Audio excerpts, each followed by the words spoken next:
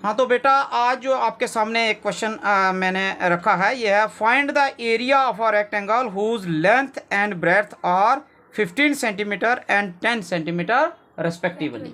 ठीक है बेटा? Yes sir. ये क्वेश्चन है, ये आपके सामने जो है वो रेक्टेंगल की फिगर बनी हुई है।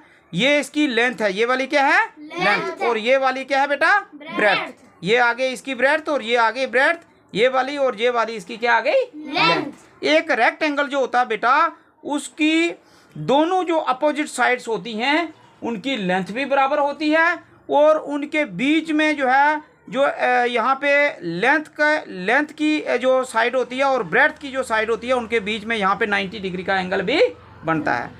तीसरी बात यह है कि ये जिस प्रकार से ये ब्रेड्थ है और ये भी ब्रेड्थ है, तो इन दोनों के बीच में जो है वो कभी ये लाइनें कटेंगी नहीं। ठीक है बेटा? इनकी ये पैरेलल होंगी, एक दूसरे के क्या होंगी? पैरेलल होंगी। यानी ये वाली साइड और ये वाली साइड हमेशा पैरेलल रहेंगी, ये वाली साइड और ये वाली साइड भी हमेशा पैरेलल रहेंगी। और साथ में ये रहेगा कि ये अपोजिट जो साइड्स होती हैं, जैसे ये ब्रेड्थ और ये ब्रेड्थ जो है दोनों बराबर, ये लेंथ और ये लेंथ दोनों बराबर। तो अब हमने इसका निकालना क्या है? इसका निकालना हमने एरिया।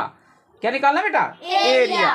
तो सबसे पहले हमें जो दिया हुआ वो लेंथ भी दी है और ब्रेड्थ भी दी है। तो किस तरह से इसको आप सॉल्व करोगे? लेंथ जो है हमारे पास दी हुई है बेटा, कितनी दी हुई है? दी हुई है 15 सेंटीमीटर। कितनी दी है? 15 सेंटीमीटर। और जो ब्रेड्थ है बेटा वो हमें दी हुई है कितनी? 10 सेंटीमीटर।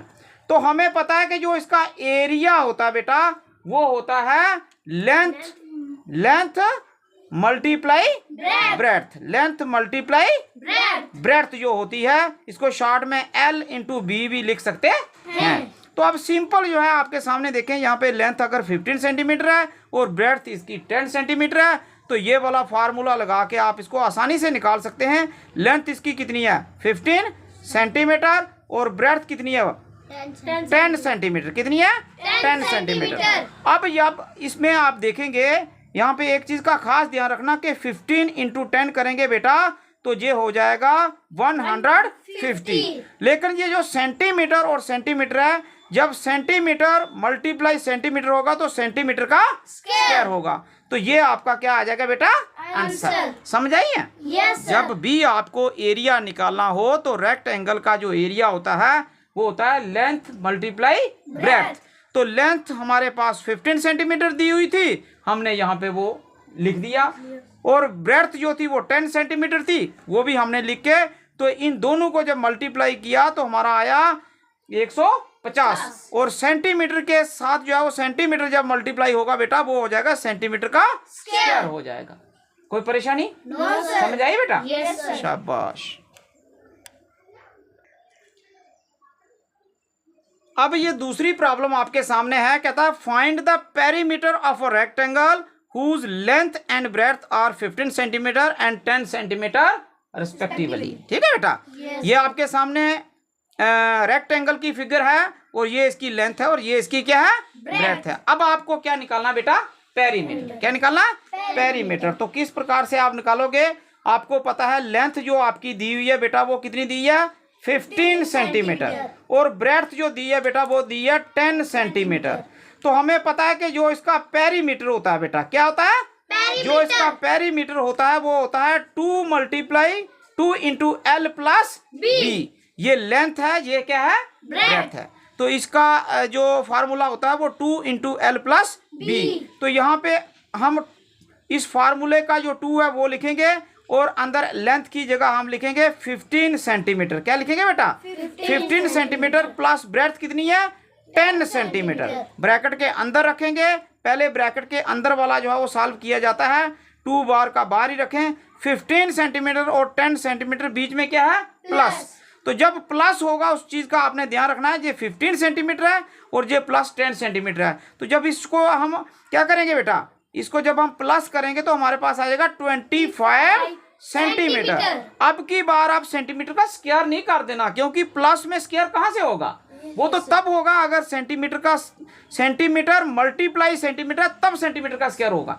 यहाँ तो 15 सेंटीमीटर है प्लस ये 10 सेंटीमीटर है, दोनों को जोड़ेंगे बेटा 25 सेंटीमीटर बन जाएगा। और साथ में जब ब्रैकेट हटेगा तो यहाँ पे मल्टीप्लिकेशन का साइन आ जाएगा। जैसे ही ब्रैकेट हम हटाएंगे, जहां ज़र्ब का निशान आपने डालना है, और 2 × 25 करेंगे बेटा, आ जाएगा 50 सेंटीमीटर। आपका क्या आ जाता है? पेरीमीटर। पेरीमीटर कितना निकल के आ गया? 50। और एक चीज का ध्यान रखें, पेरीमीटर क्या होता है? ये बाहर वाला घेरा, ये बाहर वाला घेरा। मान लो जहां अगर हमने कोई धागा बांधा है और यहां से यहां, यहाँ, यहाँ और वापस यहाँ, उस धागे को जब हम खोलेंगे तो वो पेरीमीटर बन जाएगा। समझ आई बेटा?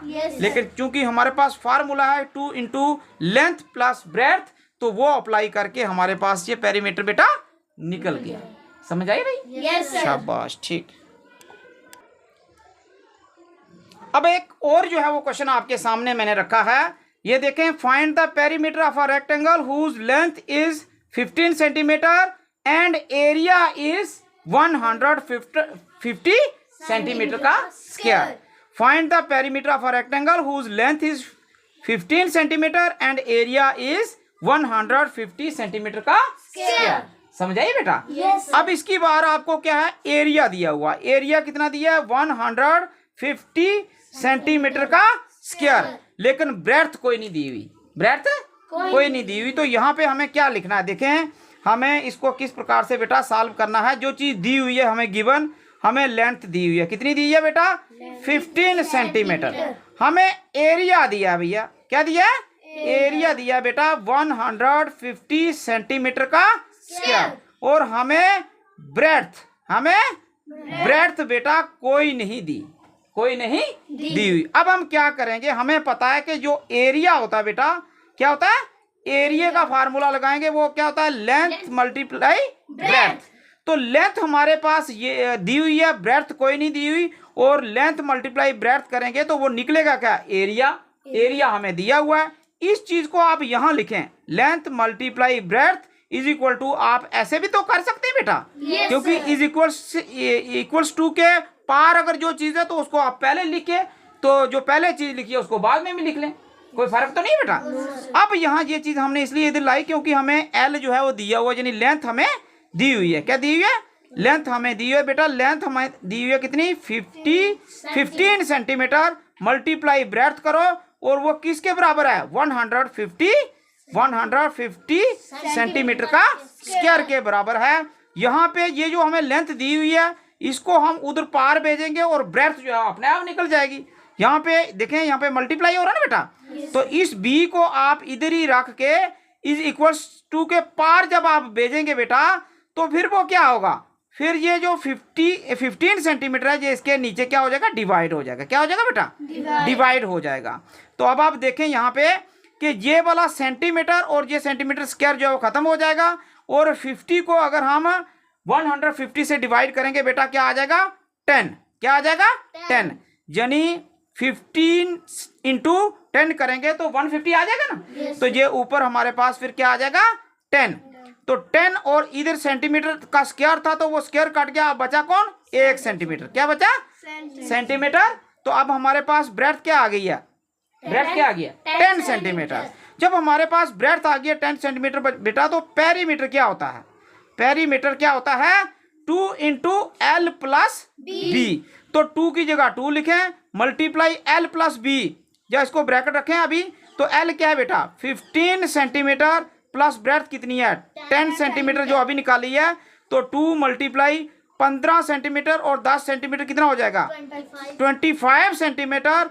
और इसको मल्टीप्लाई करेंगे बेटा, तो फिर हमारे पास आ जाएगी 50 सेंटीमीटर। क्या आ जाएगा इसका आंसर? क्या निकला हमारा?